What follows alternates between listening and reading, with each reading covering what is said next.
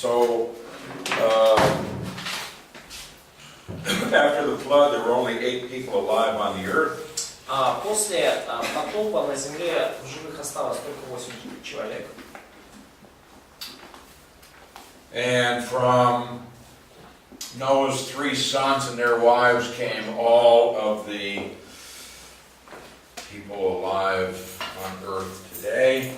И от 3 сыновей Ноя и их жен произошли все люди, которые живут на земле сегодня. And the flood did not solve the problem of sin in the human race. И потоп не уничтожил, не решил проблему греха в человечестве, среди людей. But it did show that God is a holy God and that He will judge sin. Но потом показал, что Бог свят и что Он осудит грех.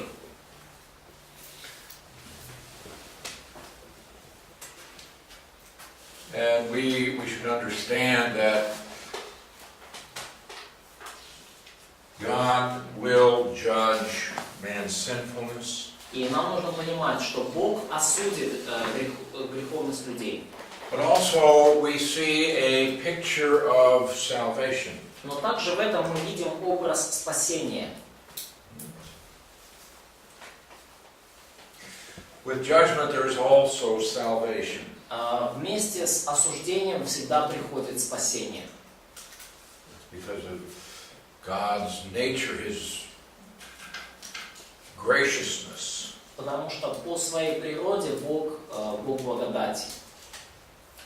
So there is a way to escape God's judgment. Поэтому всегда есть путь избежать божественного осуждения. But if man rejects God's offer of grace, then the judgment is certain. Но если человек отвергает предложение Божьей благодати, то гнев Божий определенно на него падет. In the 9th chapter of Genesis, we have what is commonly known as the Noahic covenant. И в 9 главе Бытия мы и видим завет Ноя, так называют. То, что тут написано. In this covenant, man was to spread out over all the earth. И в этом завете человек, по условиям этого завета, человек должен был плодиться, размножаться и наполнять землю. He could now eat meat. Он теперь мог есть мясо. He had the right to execute murderers. Имел право наказывать убийц, казнить убийц.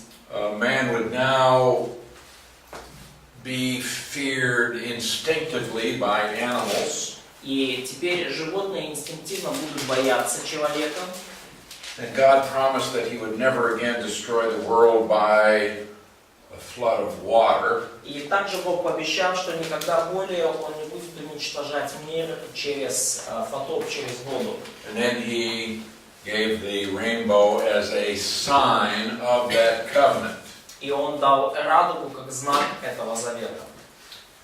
Now in chapters 10 and 11 we have the nations. И в главах 10 и 11 мы видим нации. And in chapter 10 we have a partial record of the development of the human race through the sons of Noah.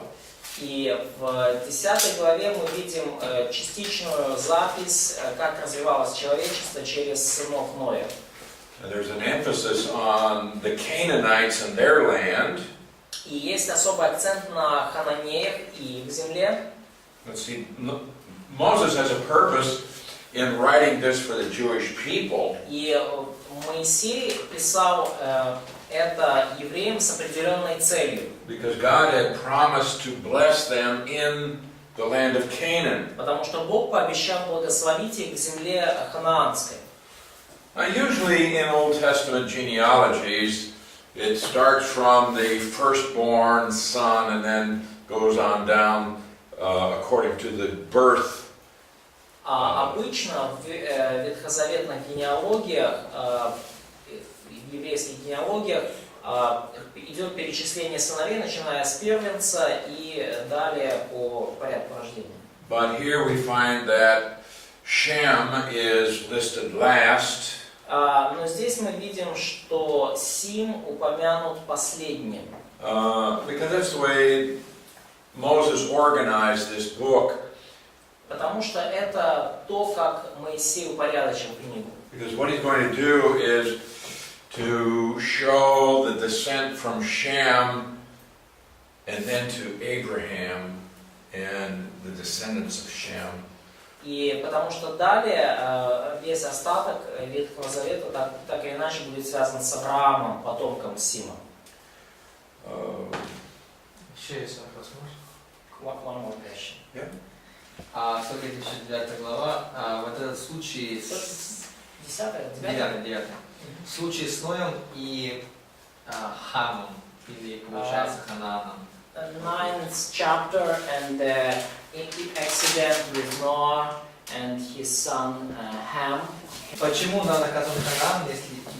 То есть получается он тогда виновен или Хам виновен? So who is guilty? Ham or Canaan? Why is Canaan cursed? And if Ham did this evil. Yeah, Ham is the guilty one. Хам виновник номер один. But it's his son Canaan who is cursed here. Но его сын Ханаан, который здесь проклят. What Noah is going to do is to give the blessing for his 3 sons. Что здесь собирается сделать Ной? Он хочет дать благословение 3 своим сыновьям. And so he pronounces the greatest blessing on Shem. И он провозглашает великое благословение на Сима. Okay, he is the firstborn. Потому что он как... But it's also through Shem that the Messiah will come. И также через Сима произойдет Мессия. And he will be the ancestor of Ram. И он будет предком Авраама. Who will be the founder of the Jewish race. Который будет основателем еврейской нации. Then we have Japheth. И далее у нас есть Иафет, who is the father of all of us. Который отец всех нас. Did you know you were a Japhetic person? Знаете ли вы, что вы потомство Иафета? Иафета. You didn't know that? Yeah. And God also pronounced much blessing for the descendants of Japheth. И Бог также провозглашает множество благословений на потомство Иафета. But primarily as they are related to Shem. Но в первую очередь потому, что они связаны с Симом. That we will be blessed, especially as we are related to Shem. И мы благословлены в первую очередь потому, что есть определенная вот эта связь этих благословений с Симом и нас. Okay, and then you have Ham. И вот у нас есть Хам. So Ham was guilty of dishonoring his father. Хам был виновен в том, что он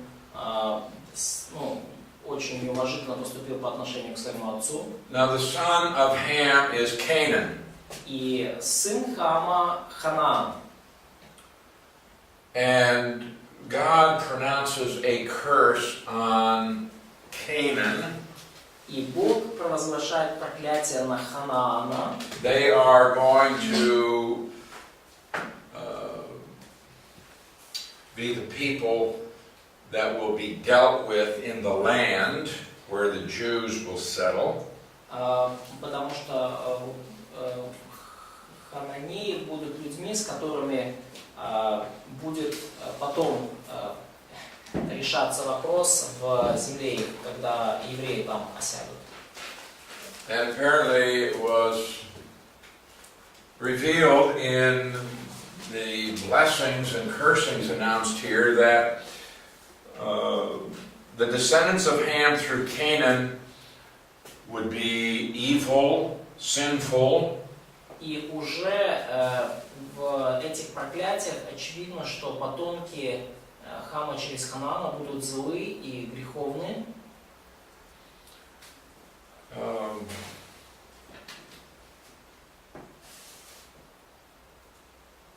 So the curse is not on Ham, but the curse is on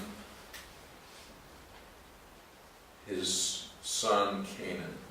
Проклятие здесь не на Хаме, а на сыне его Ханаане. There were other sons of Ham, of course. Были, конечно, и другие у Хама сыновья. And the curse is not pronounced on them. И проклятие на них не произнесено. Now some people have distorted this curse on Ham. Некоторые люди исказили это проклятие на Хама. And have used it as a basis for racial prejudice. И использовали его как обоснование расовой дискриминации. In that they say, well, black people are descended from Ham. И они говорили, что вот люди, как чернокожие, афроамериканцы произошли от это потомки Хама. And therefore they're under God's curse, and it's all right for white people to persecute black people. А поскольку они все, скажем, под проклятием, то это нормально для белых, подавлять и владычествовать и казнить черных. Absolutely not true. И это совершенно неверно.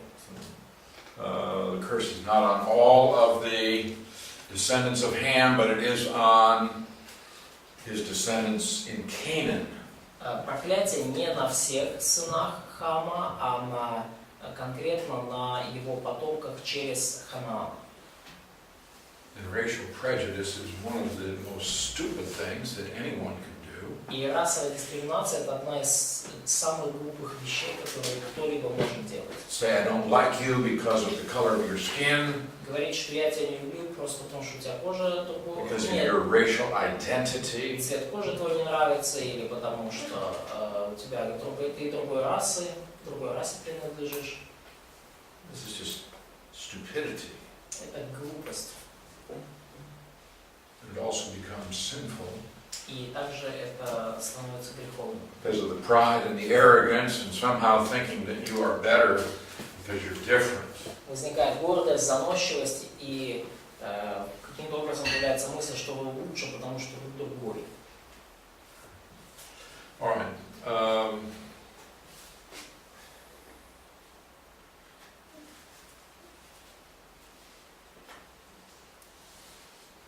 We have in chapter 11 the account of the Tower of Babel. В 11 главе Бытия у нас повествование о Вавилонской башне. This explains how the human race came to be divided up nationally, geographically, linguistically. И оно поясняет, почему человечество разделилось по нациям, разделилось географически и разделилось по языкам. Now, chapter 11 chronologically actually comes before chapter 10. И глава 11 по хронологии, она идет перед главой 10. But because of the literary structure that Moses developed, Но в силу literary, литературной структуры, которую использовал Моисей, He was talking about the flood and then the descendants of Noah. То есть он говорил о потопе, и потом сразу говорит о потомках Ноя. So he just develops that theme. То есть он развивает эту тему. But then he comes back in chapter 11. Но он потом возвращается в плане временном в And 11 he главе. explains how all of these nations in chapter 10 got scattered. И он рассказывает о том, как Бог рассеял все эти нации, перечисленные в 10 главе. So God had commanded Noah and his sons to spread out over all the earth. Бог повелел Ною и всем его сыновьям рассеяться по земле. But they chose to disobey God and to stay together. Но они решили ослушаться Бога и остаться все вместе. So in Genesis 11:4, И в Бытие 11:4 let's build ourselves a city and a tower whose top is in the heavens. и они сказали, не построим себе город и башню высотою до небес. So we're going to become like gods. И сделаем себе имя, то есть мы станем как боги. And we're going to build this tower. It's going to be so great that we can't be destroyed. И мы построим себе башню, она будет такой великой, что нас никто не сможет уничтожить. Let's make a name for ourselves. Сделаем себе имя. Oh, we have motivation here to be great, to be famous. И мы видим здесь уже мотивацию, чтобы стать великими, стать знаменитыми. But also, lest we be scattered over the face of the whole earth. И также они добавляют в 4 стихе, прежде нежели рассеемся по лицу всей земли. But in chapter 9, God had said, spread out over the whole earth, and now they are deliberately disobeying this. Но уже в 9 главе им Бог сказал, размножайтесь и наполняйте землю, то есть рассейтесь по земле. И здесь мы видим, что они все еще вместе. Well, God saw that if He allowed man to continue as he was, that this would degenerate horribly. И Бог увидел, что если Он позволит людям продолжать в том же духе, то они просто начнется упадок. So at this point, you have one race, one language. И на этом историческом этапе есть одна раса и один язык. Everybody on the earth spoke the same language. И все на земле говорят на одном языке. So God said, we need to do something to scatter the people. И Бог говорит, что нужно что-то сделать для того, чтобы рассеять людей. And to put restrictions on the growth of evil. И наложить ограничения на рост зла. There are people today who believe that if we could just get rid of nations, that this would solve the world's problems. И есть люди, которые говорят, что если мы избавимся от самой идеи нации, то есть если не будет различных наций, то это решит все наши мировые проблемы. And God says just the opposite. А Бог говорит, не, ребят, все наоборот. When you have individual nations, then the spread of evil, the growth of evil is restricted. Когда у вас есть различные нации, то через это ограничено распространение зла.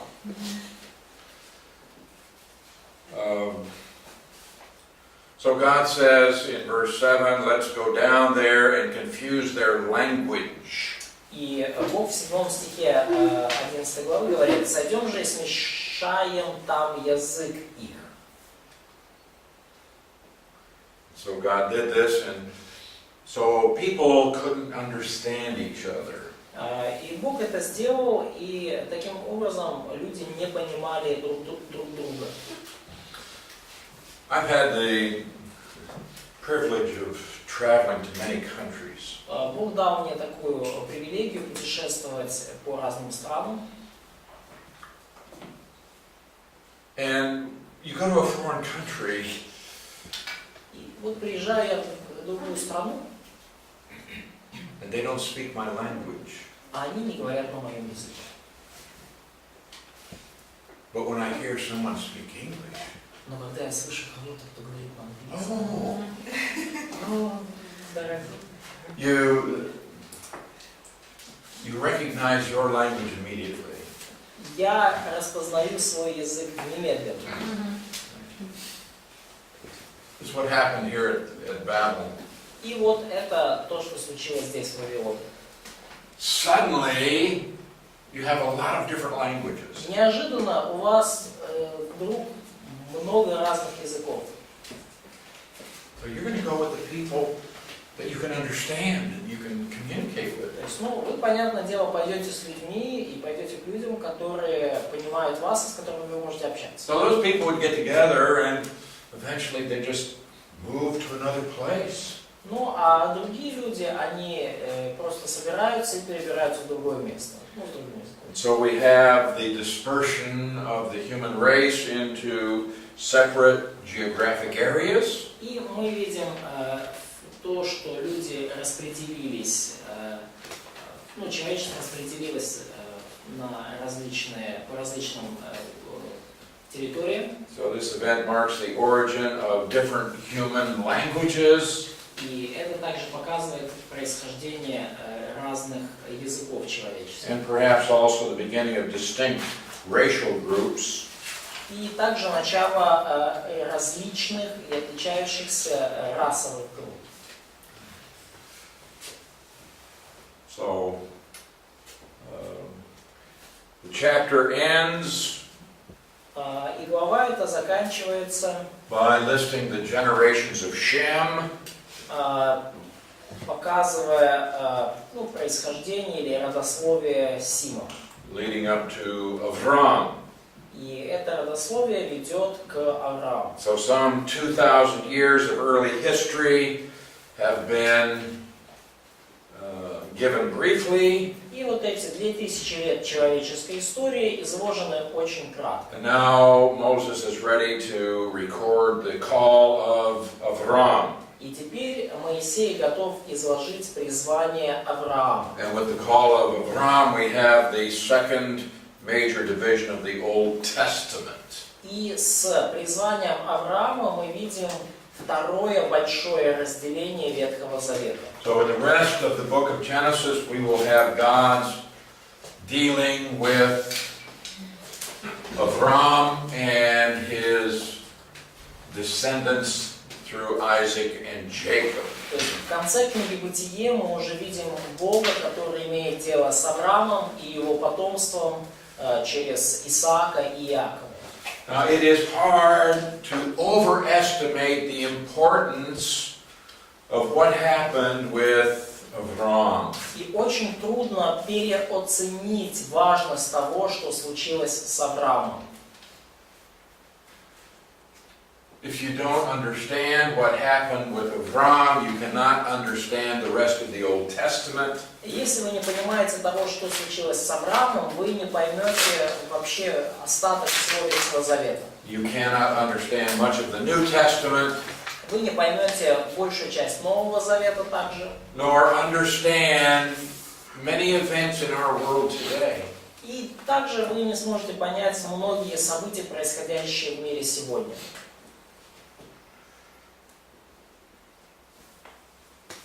Now, Abraham was a Gentile. Авраам был язычником. He was a Chaldean. Он был халдей. And it says he lived in Ur. Написано, что жил он в Уре. But he's going to become a Jew. Который станет The евреем. first one. Первым евреем. The founder of the Jewish race. Основателем еврейской нации. And God had appeared to Avram while he was still living in Chaldea. И Бог явился Аврааму, когда тот все еще жил в Халдее. Now, Avram's father was named Terah. И отца Авраама звали Фара. Terah was an idolater. И вот этот вот отец Авраама, Тара или Фара, он был идолопоклонник. But God revealed himself in some way to Avram, and Avram put faith in the one that God had promised, and he became, this faith was credited to him for righteousness. Но каким-то образом Господь явился Аврааму, и тот уверовал в того, кого обещал Господь, и эта вера была ему зачтена в праведность. All right. Look at Acts chapter 7. Посмотрите на Деяния 7 главу.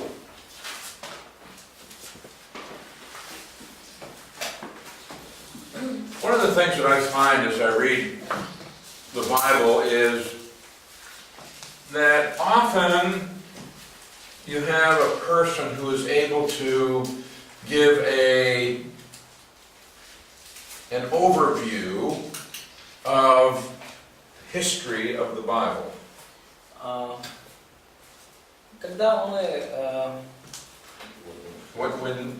When you read the Bible, often you can find a person who's able to give this overview. Когда вы читаете Библию в наши дни, то вы можете найти там людей, которые дают обзоры Библии. And that's what you find in Acts 7. И это вот такой обзор мы находим в Деяниях 7 главе. Stephen just gives a review of the history of the Jewish people. Стефан дает краткий очерк истории еврейского народа. We should be able to do that. Ну и нам нужно тоже быть способными это сделать.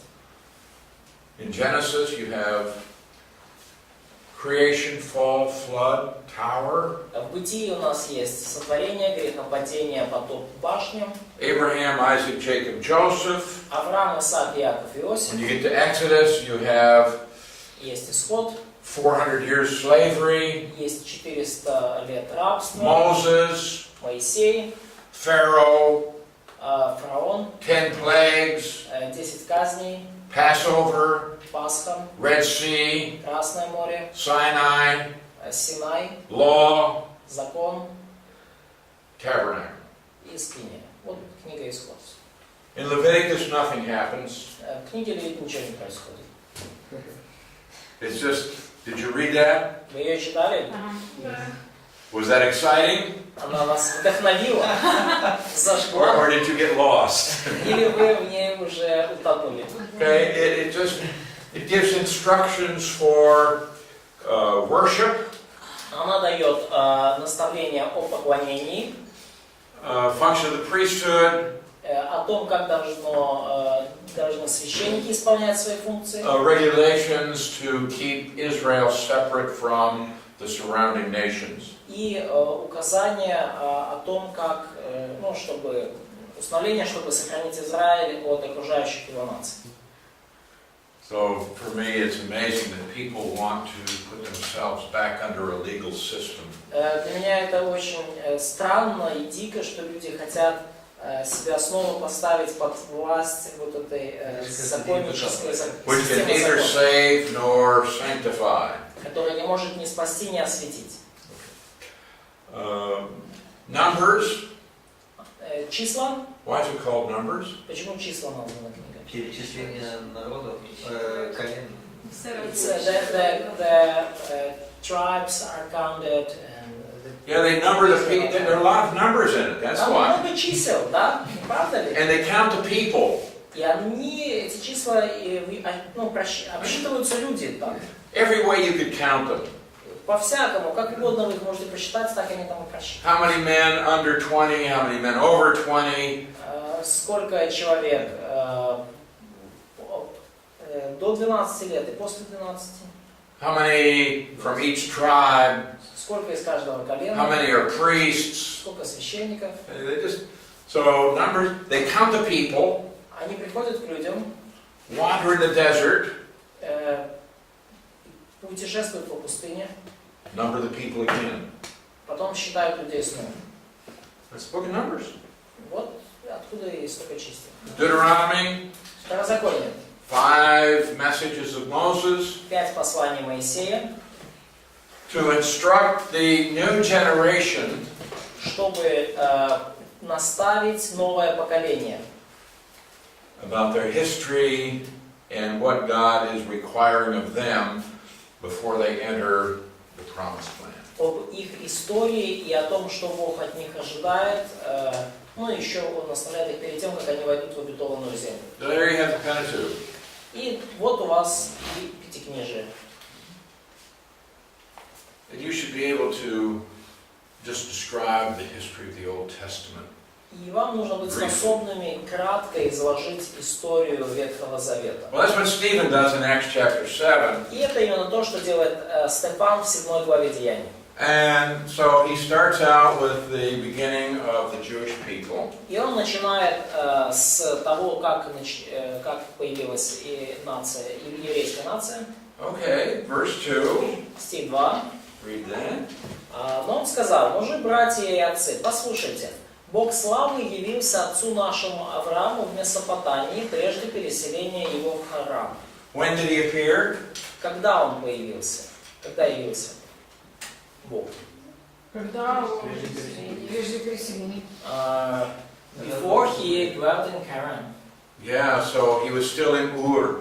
Да, то есть все еще он был в Уре. Okay, now this is going to be important for us, so make sure you know this. И это будет важно. Запомните это. Что он был еще в Уре? Да. Yes. That he was still in Ur. Yes, when God appeared to him Да. Когда Бог ему явился, он был еще в Уре.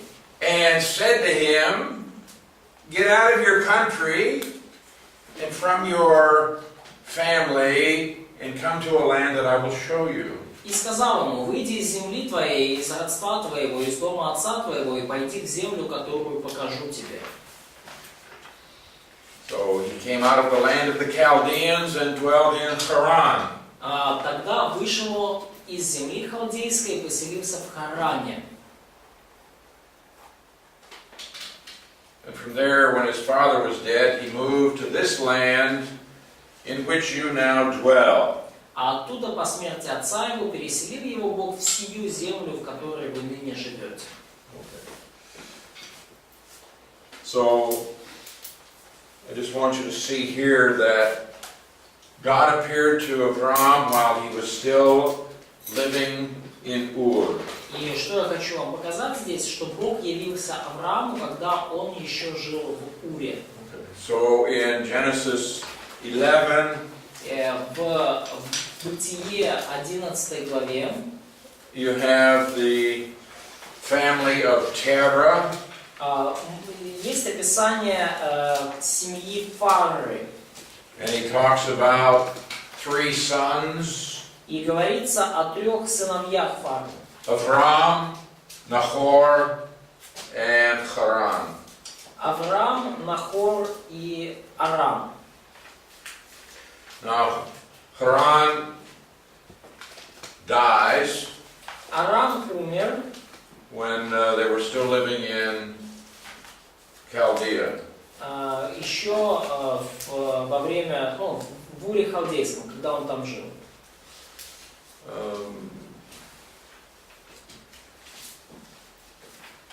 In verse 31, И в стихе 31, 11 главы, Terah took his son Avram, «И взял Фара Авраама, сына своего, his grandson Lot, и своего внука Лота,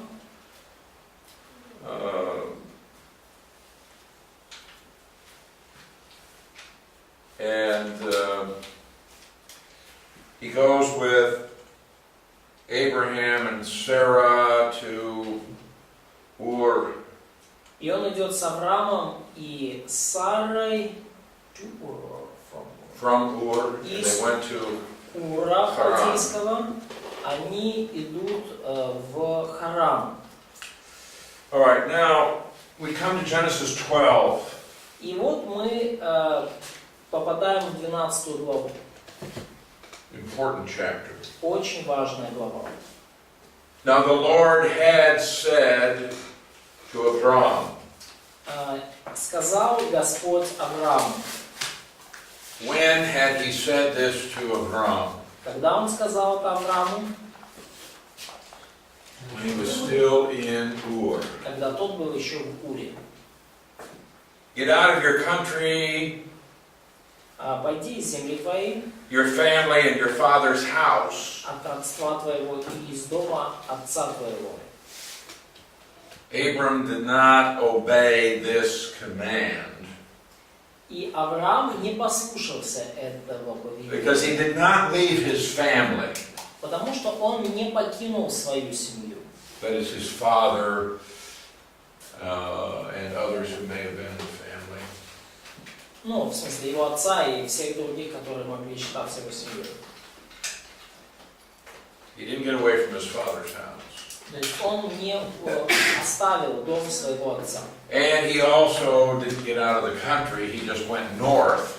И он также не вышел из земли, он просто переместился немножко на север. And so he went and lived in Haran until his father died. И он вышел и жил в Харане до тех пор, пока не умер его But God отец. said, go away from your family to a country that I will show you. Но Бог сказал, выйди из дома твоего отца в землю, которую я укажу тебе. And God said, I will make you a great nation. И Бог сказал, я произведу от тебя великий народ. I will bless you, make your name great, and you shall be a blessing. И благословлю тебя, и возвеличу имя твое, и будешь ты благословением. I will bless those who bless you. Я благословлю благословляющих I тебя, will curse him who curses you. и злословящих тебя прокляну. God says the curse here means he is going to withhold blessing from those who cause distress to Abram. И Бог говорит о том, проклятие в том смысле, что Он отнимет благословение у тех, кто каким-то образом будет создавать проблемы Аврааму. And he promises blessing on those who do good things for Abram. И Он провозглашает благословение, на тех, кто будет делать Аврааму добро. Now this principle here is still in effect today. И этот принцип, который здесь провозглашен, все еще работает сейчас. God will bless those who bless the descendants of Abraham. Бог благословляет тех, кто благословляет потомство Авраама. And God will curse those who abuse the Jews. И Бог проклинает тех, кто противится и так или иначе враждует с евреями. So if you don't like Jews simply because they are Jews, then I would like you to leave. Поэтому, если вы не любите евреев, или вы каким-то образом, у вас есть предубеждение против евреев, я вас попрошу покинуть колледж. Или покаяться. Or repent. Да. All right. So God promises personal blessing to Avram, И Бог обещает личное благословение Аврааму. and he makes this statement at the end of verse 3, in you all families of the earth shall be blessed. И он делает также особое здесь знаменитое заявление, что благословятся в тебе все племена земные. Now this actually is a reference to the Lord Jesus Christ. И это конечно же, отсылка к нашему Господу Иисусу Христу. And Paul in Galatians indicates that this is a statement of the gospel. И Павел в послании к Галатам указывает на то, что это было, вот это вот заявление было фактически Евангелием, заявлением Евангелия. Because all the nations of the earth will be blessed through Abraham's descendant, who is Jesus Christ. То есть это утверждение Евангелия в том, что все народы земли будут благословлены через потомка Авраама, которым является Иисус Христос. So we have these tremendous promises that God makes to this one man. И вот у нас здесь есть эти потрясающие обетования, которые Бог дает одному человеку. So God has a plan. У Бога есть план. A plan to send His Son into the world. У Бога есть план послать своего Сына в мир. This Son would have to be born of a woman. И этот Сын должен родиться от жены, от женщины. This woman will be a virgin. И от девственницы. But this is not going to be an accidental birth. И это рождение не должно быть случайным. And so God had a plan, even from the very beginning, of who the ancestors of the Messiah would be. И у Бога с самого начала был план насчет того, кто будут предки Мессии. And so what we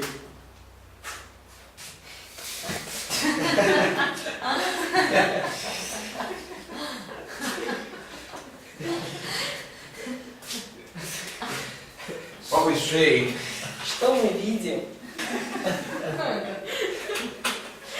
What we find is that God gives more and more information as time goes by.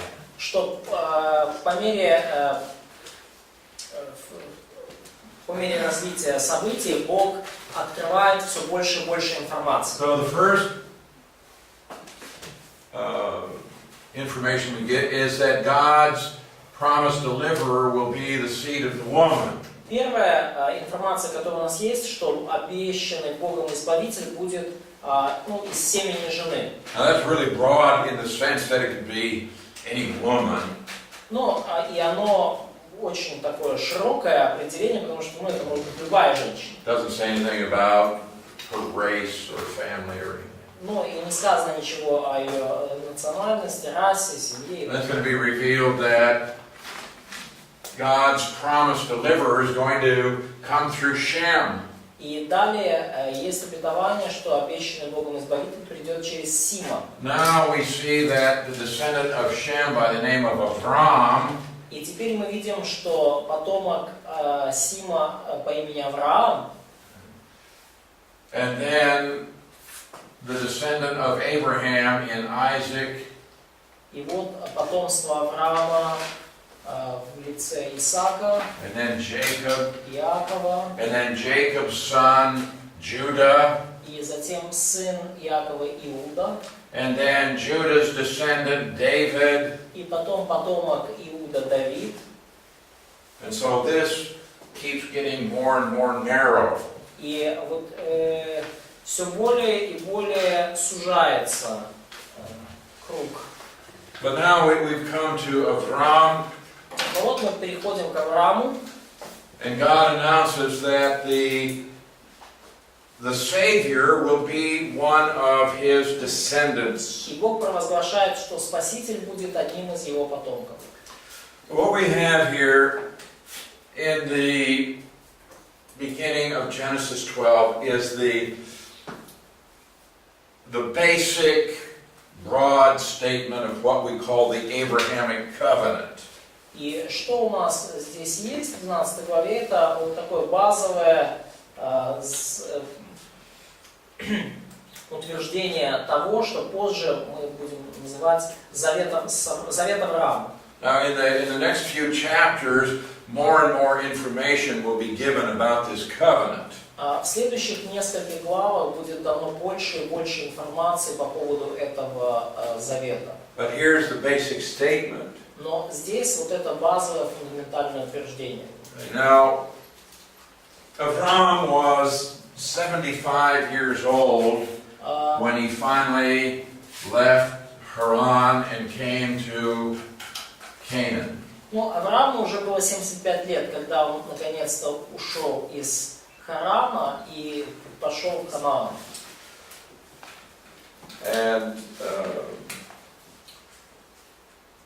God makes this covenant with Avram. И Бог тогда заключил вот этот завет с Авраамом. Now this covenant with Avram is the cornerstone of the Old Testament. И вот этот завет с Авраамом, или Авраамом, это краеугольный камень Ветхого Завета. And without an understanding of this covenant, there is little understanding at all of the purposes and plans of God. Без этого понимания, без понимания этого завета мы не можем вообще понять цели и план Бога. So we'll take a look at the provisions of that covenant in a little while. И мы через какое-то время рассмотрим, каким образом этот завет был обеспечен. Well, Avram finally left Haran and he came to Canaan. Итак, Авраам в конце концов покинул Харан и пришел в Ханаан. Okay, he's 75. Ему 75 лет. And he wanders around the southern part of Canaan for a while. И он странствовал по южной части Ханаана какое-то время. Very few people living in Canaan at this time, and so Avram could move about freely. И очень немного людей жили в то время в этой части Ханаана, и Авраам мог свободно передвигаться. But everywhere he went, Avram would build an altar and offer a sacrifice to God. Но куда бы Авраам ни пришел, он там строил жертвенники и приносил жертвоприношения, всесожжения Богу. He is very aware of his relationship with God. Ему очень важны его взаимоотношения с Богом. Well, he hadn't been in Canaan very long, and there was a severe famine. Он там не был, он был там еще совсем недолго, когда случился голод. And apparently, and so Abram went down to Egypt. И Авраам спустился вниз и пошел в Египет. And this is a time of failure on the part of Avram. И это время, когда Авраам допустил ошибку, провал. He's not trusting God to take care of him. Он не доверился Богу в том, что Бог о нем позаботится. And he also lies about his wife Sarah. И также солгал о своей жене Саре. Well, actually, he didn't lie, but he deceived. Ну, он не солгал прямо, но, скажем так, утаил правду. Say that you're my sister. Слушай, да, он даже ее попросил солгать. Скажи, что ты сестра. Was that true? А было ли это правдой? Yes. Да, это было правдой. They had the same father. У них один и тот же отец. Different mothers, Мамы разные, but they had the same father. но отец один и тот же. So she was a half-sister. Ну, она была как двоюродная сестра. Сводная. Сводная сестра. Как будет сводная на английском? Half-sister. Half, да? Сводная сестра. What? Yes, сводная сестра. Half-sister. But you see, this shows here Abraham is not trusting the Lord. Но мы видим здесь, что через этот эпизод, что Авраам не доверяет Богу. And also what we see is that every time that Abraham or Isaac or Jacob are out of the land, there are problems. И мы видим, что каждый раз, когда Авраам или Исаак или Иаков, они покидают землю, они Frowns. their problems. Тогда начинаются проблемы. God has a plan to bless them in the land. Бог пообещал, что благословит их в земле. When they leave the land, И когда они покидают эту землю, they're not trusting the Lord, они не доверяют Богу, and they frequently face great difficulties. и они очень часто сталкиваются с большими трудностями. So, Avram went down to Egypt, Итак, Авраам пошел в Египет, and so he deceived the king there about his relationship to Sarah.